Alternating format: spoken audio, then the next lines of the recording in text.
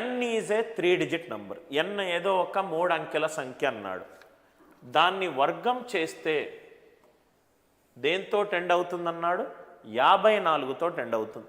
Left hand సైడ్లోనేమో ఇది వర్గం అంటున్నాడు. వర్గం అంటే 4తోటి డివైడ్ అయి ఉండాలి, లేకపోతే శేషం ఒకటే ఇవ్వాలి. 54 4 × 13 + 2 4k + 2 ఫామ్లో ఉంది. +2 ఫామ్లో ఉంటే అసలు అది వర్గమే కాదు. Answer is no value. రాసుకోండి sir. Answer is no value. ప్రతి ఒక్క ప్రాపర్టీ మీద ఒక్కొక్క క్వశ్చన్, ప్రతి ఒక్క ప్రాపర్టీ మీద ఒక్కొక్క question. N is a 3 digit number. n² అనేది 54.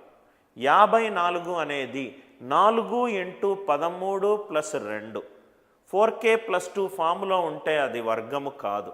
కాబట్టి n ఏ వాల్యూలో తీసుకోకూడదు.